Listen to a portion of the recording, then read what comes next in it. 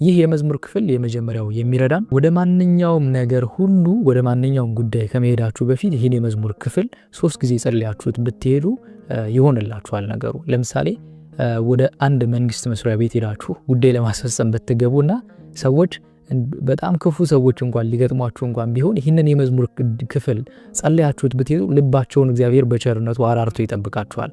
ስለዚህ ይህንን የመዝሙር ክፍል ማንኛውም ጉዳይ ለማስፈጸም ስትሄዱ ለማድረግ ስትሄዱ ይህንን የመዝሙር ክፍል በጸሎታችሁ ላይ 3 ጊዜ ጸልያችሁት ጨምራችሁ ጸልያችሁት እንድትሄዱ ነገሮቻችሁን ደግሞ እንዲሳኩ ያደርጋችኋል ማለት ነው።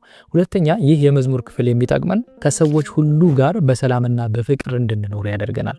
ከሰዎች ጋር በሰላም ግንኙነታችን እንኳን መልካም ስብዕና ያለው ነገሮች አንዳንድ ጊዜ አይታችሁ ከሆነ ሰዎች ጋር ስትዋሩ ስትነጋገሩ ያላላችሁትን እንዳላችሁ ሊተረጉሙባችሁ ይችላሉ። የተናገራችሁትን እንዳልተናገራችሁ ያላላችሁትን ደግሞ አሉ ልትባሉ ትችላላችሁ። ይህን የመዝሙር ክፍል ግን በየዕለቱ ብንጸልየው ከሰዎች ሁሉ ጋር በሰላም እንድንኖርና በፍቅር እንድንኖር ያደርገናል። ስለዚህ ከሰዎች ጋር በፍቅርና በሰላም እንድንኖር ከሚረዱን የመዝሙር ክፍሎች መካከል አንደኛው መዝሙር 60 ነው። ሌላ ይህ የመዝሙር ክፍል የሚረዳን ማንኛውም ነገር ለማግኘት ብትፈልጉ ይህንን የመዝሙር ክፍል 3 ጊዜ ጸልዩት። ቀድሜ ብያችኋለሁ።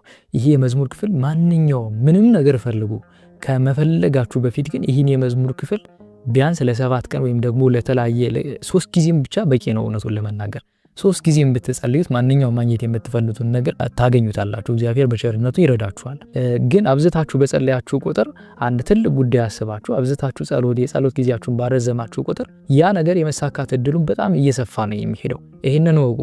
ቶሎ ነገሮችን ቸኩላችሁ ከማድረግ ይልቅ የጥሞና ጊዜ ወስዳችሁ ነገሮች ላይ ጸሎት ብትይዙባቸው የበለጠ ነገሮች እየተገለጡላችሁ ይመጣል። ይህ እኔ ራሴ በህይወቴ የሚያየሁት ነገር ነውና ረዘም ያለ የጸሎት ጊዜ ቢኖራችሁና ለጉዳዩ በደንብ አብዝታችሁ ብትጸልዩበት ነገሮች እንዲሳኩ ያደርጋል። እና ግን ማንኛውም የምትፈልጉት ነገር ምንም ይሁን መልካም ነገር ይሁን እንጂ የምትፈልጉት መልካም ነገር ከሆነ ይህን የመዝሙር ክፍል 3 ጊዜ ብትጸልዩ ነገሮች እንዲሳኩ ያደርጋችኋል ማለት ነው።